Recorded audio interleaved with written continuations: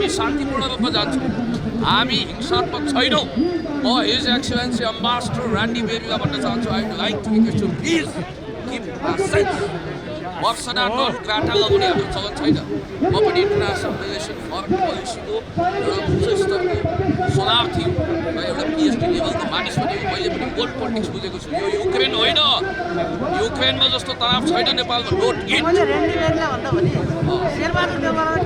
शेरबहादुर देउवा, जगत थापा र विश्व प्रकाश शर्मादेखि जसले MCC pass गर्छु भनेको छ त्यसले आफ्नो राजनीतिक मृत्युपत्रमा हस्ताक्षर गरेको ठहरिनेछ। देशका विकास समृद्धिको पक्षमा हामी छौँ र हामी सडकमा ल्याएर इन्साफ गर्ने पक्षमा छौँ। र म भन्न चाहन्छु एमसिसी कुनै पनि हालतमा खारेज गर्नुपर्छ। एमसिसी मुर्दाबाद, एमसिसी खारेज गर, एमसिसी खारेज गर, एमसिसी मुर्दाबाद। देश बेच्न पाइँदैन, एमसिसी चाहिँदैन, एमसिसी मुर्दाबाद, एमसिसी खारेज गर। यो इन्डो पेसिफिक स्ट्राटेजीको सबैभन्दा महत्त्वपूर्ण हिस्सामा आएको एमसिसी यो नेपालको हितमा होइन, यो उसको फरेन पोलिसी अनुसार भोलि यस्तै अरू यो देशलाई दोस्रो युक्रेन बनाउने प्रयत्न हुन सक्छ। अमेरिकी सहयोग मिलेनियम च्यालेन्ज कर्पोरेसन एमसिसी पछिल्लो समय सरकारको टाउको दुखाइको विषय बनेको छ। एमसिसी सम्झौतामा हस्ताक्षर गर्दा प्रधानमन्त्री शेरबहादुर देउवा थिए भने अहिले पनि उनी नै छन्। सायद सडक यसरी तात्तिन्छ भन्ने जानेका भए त्यति बेलै सम्झौता गर्न हतारो गर्ने थिएनन्। आज एमसिसी निल्नु न ओकल्नुको दोसाँधमा छ देउवा सरकार भन्दा अन्यथा नहोला।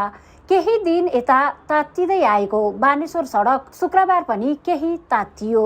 कहिले कसैको थिचोमिचो, कहिले कसैको थिचोमिचो र त्यसमाथि अहिले विश्व साम्राज्यको बागडोर सम्हालेको भनेको सबैभन्दा तुच्छ व्यवहार भएको, राजनीति व्यवहार भएको अमेरिका यहाँ नेपाली राष्ट्रिय स्वाधीनताको चाबी अथवा स्टियरिङ घुमाउने गरी जो नेपालमा प्रवेश गर्न खोज्दैछ, यसले कालान्तरमा नेपाली जनताको स्वाधीनता त सकिन्छ, हाम्रो सर्वस्व सकिन्छ।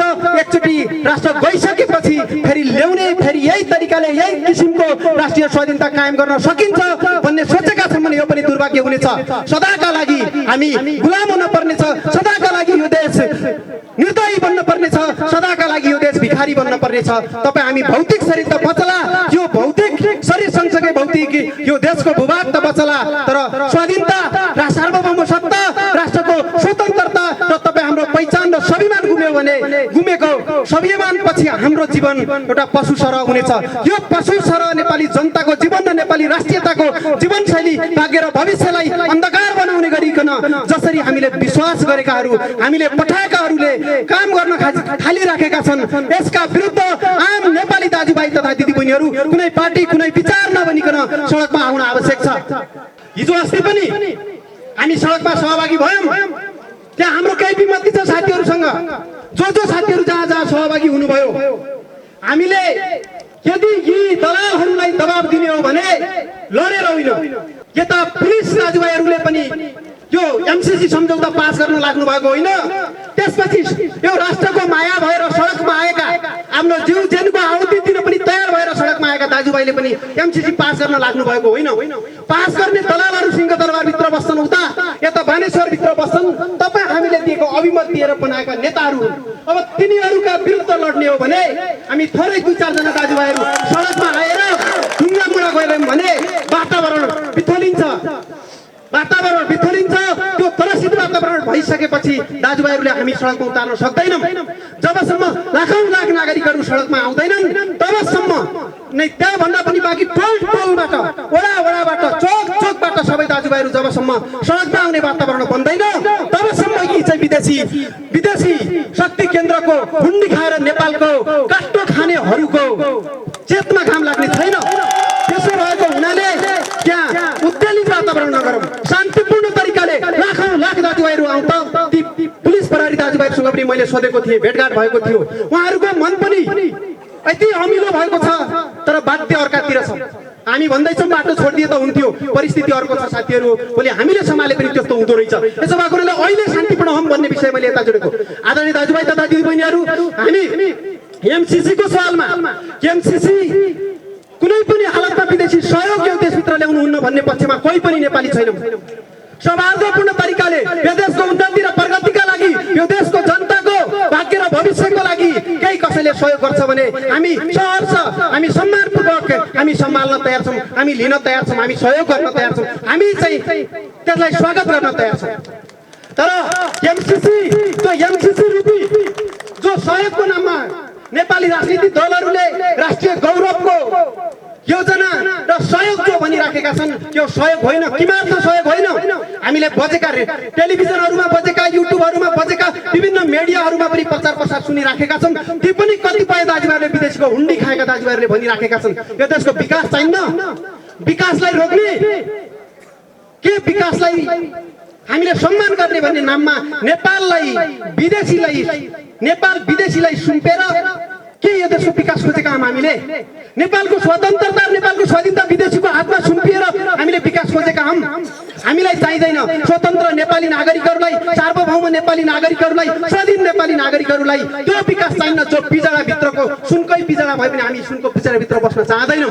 हामीलाई स्वतन्त्रता चाहिन्छ, हामीलाई स्वाभिमान चाहिन्छ, हामीलाई राष्ट्रिय सार्वभौम सत्ता चाहिन्छ। यसो भएको हुनाले कहिले आइराखेको एमसीसी मूलत अमेरिकाको हिन्द प्रशान्त एरियाको जो सैनिक रणनीति छ, त्यो आइपीएस अन्तर्गत उसले आफ्नो सैनिक रणनीति विस्तार गर्नका लागि अगाडि बढिराखेको छ। उसको रणनीतिक योजना त्यो सैनिक रणनीतिलाई विस्तार गर्ने हो भने त्यो सैनिक रणनीतिलाई विस्तार गर्ने क्रममा कूटनीति रूपमा कहाँ कहाँ प्रवेश गर्दा सजिलो हुन्छ भनेर त्यो कूटनीतिको नाममा सहयोग देखाएको त्यो ललिपप, त्यो ललिपप हामीलाई चाहिँदैन। सैनिक रणनीतिभित्र प्रवेश गर्ने गरिकन नेपाली जनतालाई त्यो एमसीसीबाट सहयोगको नाममा, विकासको नाममा जो ललिपप देखाएर भुलाउने जो अभ्यास गरिराखेका छौँ, त्यो अमेरिकाप्रति हाम्रो घोर आपत्ति छ। त्यो अमेरिकाको हुक्की खाएका राजनीतिक दलहरूप्रति, राजनीति नेतृत्वप्रति हाम्रो घोर आपत्ति छ। तिमीहरूको मृत्यु, तिमीहरूको अवसान कहिल्यै राम्रो हुने छैन। हामीले देखेका छौँ, इतिहास पढेका छौँ। अहिले हामी पुँजीवादी व्यवस्थामा छौँ। शोषण गर्नु, नाफा कमाउनु, भेदभाव गर्नलाई पुँजीवादले मानव अधिकार ठान्दछ, साम्राज्यवादले आफ्नो अधिकार ठान्दछ। अमेरिका कस्तो देश हो भन्ने विषयमा हामीले सुनिसकेका छौँ, बुझिसकेका छौँ। 1% धनीको हातमा 99% आम केन्द्रित भएको हामी उद्घोष गरिरहेका छौँ। र हामीलाई याद छ, झन्डै 2 वर्ष अगाडि अमेरिकाका अश्वत नागरिक जर्ज फ्लोयडलाई अमेरिकी सरकारको प्रहरीले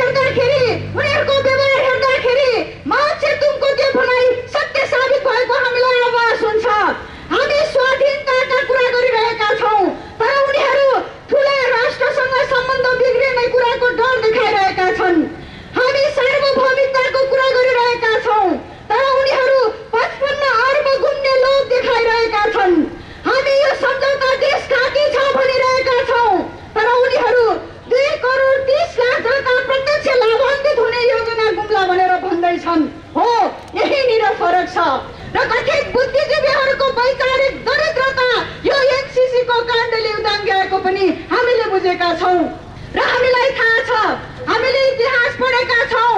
दोस्रो विश्वयुद्धपछि थुप्रै देशले अमेरिकी साम्राज्यवाद, उपनिवेशवाद विरुद्ध लड्यो, आफ्नो देशलाई स्वाधीन बनाए। हाम्रो देशमा पनि स्वाधीनताको निमित्त वीर बलभद्र कुँवरहरूले लडे, अमरसिंह थापाहरूले लडे, भक्ति थापाहरूले लडे। हामीले विद्यालय तहदेखि नै त्यो इतिहास पढ्दै आएका छौँ। त्यसो त शुक्रबार 34वटा राजनीतिक दलहरूले एमसीसीको विरोधमा विशाल प्रदर्शन गर्ने जनाएका थिए। तर सरकारले प्रतिनिधि सभाको बैठक आइतबारसम्मका लागि स्थगित गरेसँगै विरोधका कार्यक्रम पनि स्थगित गरिएका कारण सडकमा बुद्धिजीवी संगठन, राष्ट्रवादी केन्द्र नेपाल, माओवादी केन्द्र, नेपाल मजदुर किसान पार्टीले भने केही समय प्रदर्शन गरे। माओवादी केन्द्रको भातृ संगठन सुरुवातदेखि नै सडकमा उत्रिएको भए पनि केन्द्र भने पछिल्लो समय मात्रै सडकमा देखिन थालेको छ।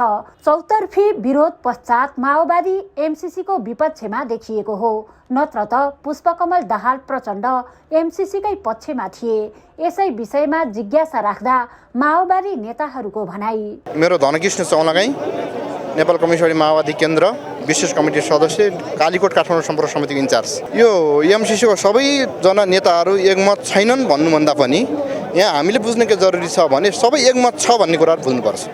किनभने हाम्रा विरोधीहरू छन्, जो नेपालमा चाहिँ माओवादी नचाहने व्यक्तित्वहरू छन्, तिनीहरूले चाहिँ दुई मत छ भनेर भनिराखेका छन्। यसलाई म कसरी तपाईँहरूलाई स्पष्ट पार्न चाहन्छु भने हामी अहिले तपाईँको 3वटा चिजबाट लडिराखेका छौँ। एउटा सरकार, एउटा सदन र सडक। यो प्रतिनिधित्व प्रचण्डले जब गरे, यो तपाईँ हाम्रा विरोधीहरूको आँखाबाट आँसु आइराखेका छन् र उनीहरूका मुटु धड्कनहरू तपाईँको धड्किराखेका छन्। र हामी यो भन्न चाहन्छौँ यो मिडिया मार्फत, हामी कदापि पनि यो एमसीसी पारित हुन दिँदैनौँ, नम्बर 1। नम्बर 2, प्रतिक्रियावादी राज्य सत्ताका दलालहरू भनेका छौँ हामीले। ती दलालहरूले कयौँ संसदहरूलाई करोडौँ पैसा दिएर त्यहाँभित्र तपाईँको चाहिने संसदमा पक्षमा मत हालिहालेछन् र त्यसलाई पारित गरिहालेछन् भने खबरदार दलालहरू। नेपाली जनता डग्दैन, नेपाली जनता हिजो पनि डगेको होइन र म पूर्व पिएलएको कमिसनर पनि हो र डग्दैन। हामी लडेर आएका छौँ, हामी तपाईँको चाहिने यहाँ भिडेर आएका छौँ र अहिले पनि नेपाली जनताको लागि डग्दैनौँ। र यो जुन भ्रम सिर्जना गरिएको छ, यसलाई यो मिडियाले यसरी भ्रम च्यादोस् कि अहिले हामी प्रत्येक ठाउँबाट लड्नको मूल तत्त्व भनेको नेपालको अस्मिताको रक्षार्थ हो। यो कुराहरू तपाईँहरूलाई बुझ्न जरुरी छ भन्ने लाग्छ मलाई। म श्रीकृष्ण अधिकारी, सम्पर्क समन्वय समितिको अध्यक्ष, नेपाल कम्युनिस्ट पार्टी माओवादी केन्द्र। एमसीसी अब यो यत्रो राष्ट्रले बुझिसकेको कुरा हो, एमसीसी नेपाली राष्ट्रको हितमा छैन। पहिलो कुरो यो आइपीएस रणनीतिसँग जोडिएको छ भनेर अमेरिका स्वयंले चाहिँ भनिराखेको छ। अब यहाँ हाम्रा नेताहरू भन्नुहुन्छ यो विशुद्ध आर्थिक योजना हो, सहयोग हो, यो ल्याएर केही हुन्न भन्ने हाम्रा नेताहरूले भनिराख्नु भएको छ। यहीँनिर एउटा ठुलो भ्रम छ भन्ने हो। अब यो एउटा रणनीति उद्देश्यसँग आयो एमसीसी प्रोजेक्ट।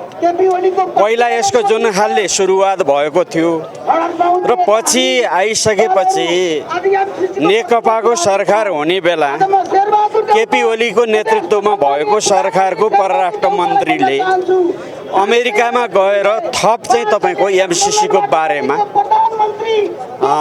थप सम्झौताहरू भएका छन् र त्यसको दस्तावेज 9वटा दस्तावेज त त्यो भर्खर पछि सार्वजनिक भएको छ। त्यो दस्तावेज, ती दस्तावेजहरूमा हेर्दाखेरिमा यो विशुद्ध चाहिँ तपाईँको अनुदान, विशुद्ध आर्थिक सहयोग छैन। हाम्रो भनाइ कहाँनिर हो भने हामीले सबै दाता राष्ट्रहरूको सहयोग लिन्छौँ। हामी अमेरिकाका विरोधी पनि होइनौँ, भारतका विरोधी पनि होइनौँ, तर संसदबाट अनुमोदन हुनुपर्ने किन? पहिलो प्रश्न त हामीले त धेरै मुलुकबाट अनुदान लिएर चाहिँ चलाएका छौँ। आजसम्म कुनै पनि अनुदान संसदबाट अनुमोदन भएको छैन, गर्नु परेको छैन। र अहिले त्यो चाहिँ जसरी प्रेसर आइराखेको छ संसदबाट अनुमोदन गर्नै पर्ने भन्ने जस्तो दबाब छ। त्यसैले यो राष्ट्रघाती छ भन्ने कुरा पहिला कुरा म यहाँ राख्न चाहन्छु। दोस्रो, यो अहिले अमेरिकन सैन्य रणनीति जो विभिन्न चाहिँ तपाईँको अहिलेको शक्ति राष्ट्रहरूको चाहिँ टक्करमा एकतिर महाशक्तिको चाहिँ अभ्यासमा चाहिँ चाइना अगाडि बढिराखेको छ, अर्कोतिर चाहिँ तपाईँको पश्चिमा राष्ट्रहरू चाहिँ अहिले उदाउँदो रूपमा चाइनिजहरू अगाडि बढिराखेका स्थितिमा एमसिसी नेपाल चाहिँ त्यस्तो एउटा रणनीति पोइन्ट भ्यू हो कि यहाँबाट तिब्बतलाई नजिकबाट चाहिँ निहाल्न सकियोस् भन्ने चाहिँ एमसिसी भित्र एउटा उद्देश्य रहेको छ। अर्को, नेपालको प्राकृतिक स्रोत साधनहरू, यहाँको नदी नाला, यहाँको जमिन, सबै कुरा चाहिँ अमूल्य चाहिँ तपाईँको चाहिँ छ र त्यसमा व्यापार गर्न पाइयोस् भन्ने चाहिँ एमसिसी योजनासँग त्यो पनि जोडिएको चाहिँ छ। हामीले अनुमोदन हिसाब चाहिँ तपाईँको अडिट गर्न नपाउने, हामीले नेपालले आफ्नो सुरक्षा गर्न नपाउने, 5 वर्ष पुगिसकेपछि पनि एमसिए चाहिँ प्रोजेक्ट यहीँ रहने, अमेरिकी कानुन बन्ने कानुनहरूलाई चाहिँ हाम्रो कानुनले चाहिँ केही पनि बोल्न नपाउने गरी हामीले संसदमा चाहिँ अनुमोदन गर्ने भन्ने विषय नै यो राष्ट्रघाती छ। त्यसैले यो यथास्थितिमा एमसिसी पास गर्ने भन्ने कुरो यो राष्ट्र र नेपाली जनतालाई सरासर धोका दिने भएकोले नै हामी यो विरोधमा छौँ, यो आन्दोलनमा छौँ र हामी यथास्थितिमा कुनै पनि मूल्यमा एमसिसीलाई स्वीकार गर्न सक्दैनौँ।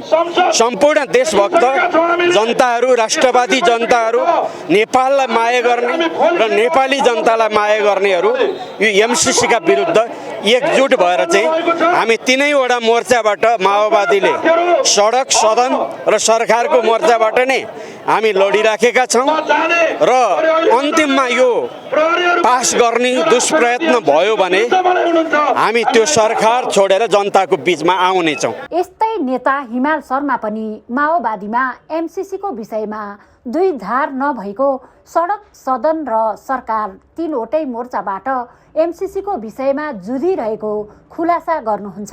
माओवादीको एमसिसीको विषयमा दुई धार छैन।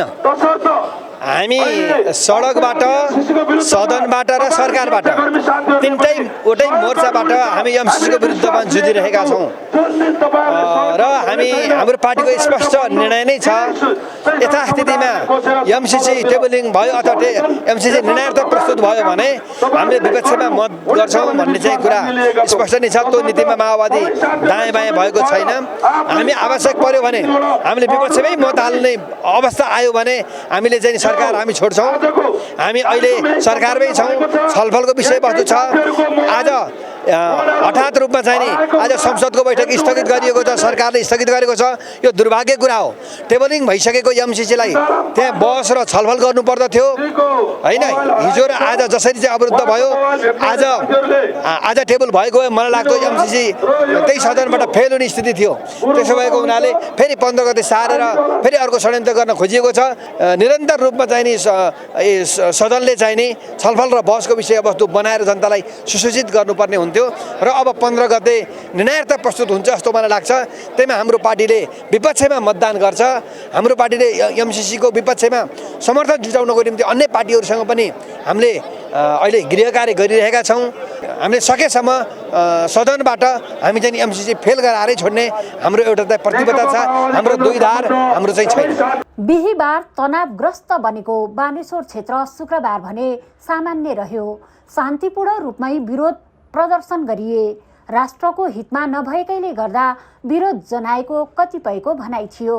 मेरो कल्पना दाहाल कमरेटुसा, एमसिसी चाहिँ यो हाम्रो राष्ट्रको हकमा हितमा छैन र चाहिँ यो एमसिसी चाहिँ हाम्रो नेपालको राष्ट्र हितमा नभएको कारणले यो एमसिसी कुनै पनि राष्ट्रमा चाहिँ जति एउटा राष्ट्रमा लागू भएको छ त्यो राष्ट्रमा चाहिँ कुनैमा नि एमसीसीले चाहिँ राम्रो गरेको छैन। त्यसैको कारणले गर्दा हाम्रो नेपालमा पनि यो एमसीसी चाहिँ हितमा छैन भन्ने लाग्छ हामीलाई। यो अहिलेसम्म इतिहास हेर्दै जाँदाखेरि यो सबै राष्ट्रमा हेर्दै जाँदाखेरि कुनै पनि राष्ट्रमा चाहिँ यसको राम्रो नभएको कारणले यो हाम्रो नेपालमा चाहिँ राम्रो हुन्छ भन्ने हामीलाई विश्वास त छैन। नमस्कार, मेरो नाम आशिक खतिवडा। म चाहिँ एउटा स्वतन्त्र विद्यार्थी साथसाथै एउटा कराते खेलाडी पनि हो। म चाहिँ मेरो मातृभूमिलाई माया गर्ने भएको कारणले म आज यो बानेश्वर चोकमा एमसीसीको रोकथामको लागि यहाँ उपस्थित भएको छु। अब आमा र देश स्वर्गभन्दा प्यारो हुन्छ भन्ने मान्यताले हामी आएको हो यहाँ होइन। कुनै पनि हामी रमिता देखाउनलाई आएको होइन। यो हाम्रो नेपाल आमाको अहिले अस्मितामाथि खेलबाड भएको कारणले आज हामी यहाँ उपस्थित भएको हो। आज यहाँ विभिन्न दलका मोर्चाका साथीहरू पनि यहाँ उपस्थित हुनुभएको छ होइन। साथसाथै अब म चाहिँ अब कुनै पनि पार्टी कुनै पनि दलमा आबद्ध छैन। म चाहिँ राष्ट्रवादी युवा हो। देश अब जो आए पनि हामीले अब राम्रोलाई राम्रै भन्छौँ, नराम्रोलाई नराम्रो भन्ने हामीसँग मेजोरिटी छ।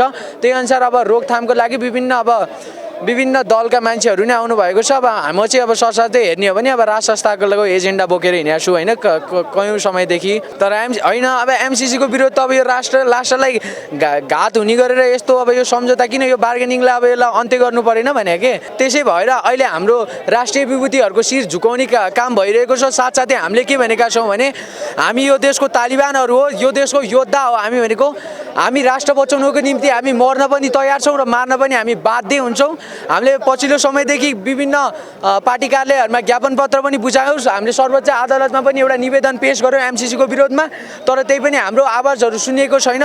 अब हामीले एउटा मात्रै विकल्प देखेका छौँ, अब नेताहरूको घर घेराउमा गर्ने। साथसाथै हामीले के भनेका छौँ भने अब यो लोकतन्त्र हो कि के तन्त्र हो, शेरबहादुरवाद भयो देशमा एक हिसाबले। अनि मन लागि तन्त्र चल्यो होइन। अब यसलाई हामीले त अन्त्य गर्नु पर्यो। साथसाथै अब सबै देशका तमाम युवाहरूलाई के आग्रह गर्न चाहन्छु भने हामी वैचारिक भत्ताको लागि र व्यक्तिगत सत्ताको लागि नजुटौँ, देशको लागि योगदान दिउँ। एमसीसीको विषय विगत 11 वर्षदेखि चर्चामा छ। त्यस यताका सबै सरकारले एमसीसीको सहयोग नेपालमा आउनुपर्छ भन्नेमै जोड दिए। तर अहिले एमसीसी विषयले राजनीतिक रूप मात्र नभई हिंसात्मक मोड लिएको कुरालाई नकार्न सकिन्न। प्रदर्शनमा सबै क्षेत्रबाट प्रतिनिधित्व हुन थालेको छ यति बेला। मेरो नाम शिव पोखरेल हो। म चाहिँ मजदुर गर्छु काठमाडौँमा बसेर, श्रम गर्छु। पार्टी त मेरो आस्था नेपाल कम्युनिस्ट पार्टी माओवादी केन्द्र प्रति नै हो। एमसीसी आम जनताको नजरमा, आम नेपालीको नजरमा एमसीसी राष्ट्रघाती छ।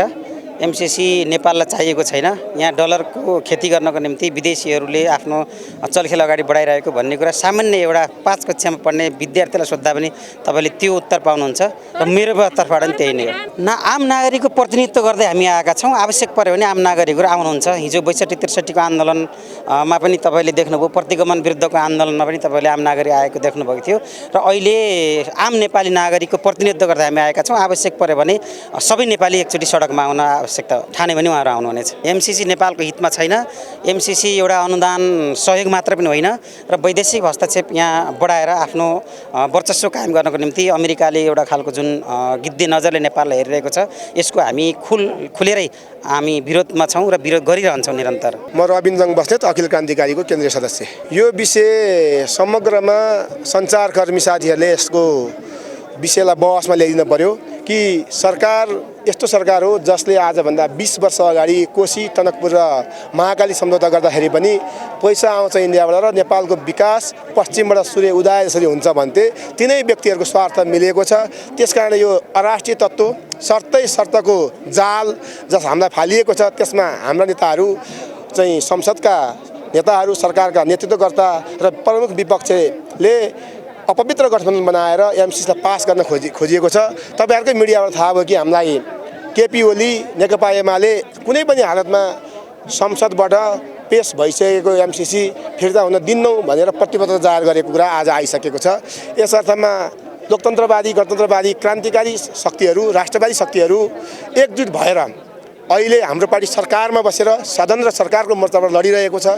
यो सबैलाई थाहा छ कि सरकार र सदनभन्दा बाहिर सडकको मोर्चा हामीले विभिन्न जनवर सङ्गठनले सम्हालिरहेका छौँ कि एमसीसी राष्ट्रको अहितमा छ, जनताको विपक्षमा छ कि यो शर्तको अन्य देशलाई घेर्ने एउटा जाल हो भनेर हामी भनिरहेका छौँ। एमसीसी पास गर्ने विषयमा सत्ता गठबन्धनकै अधिकांश दल अलमलमा देखिन्छन् भने प्रमुख प्रतिपक्षी दल नेकपा एमाले पनि स्पष्ट धारणा बाहिर ल्याउन सकेको देखिँदैन।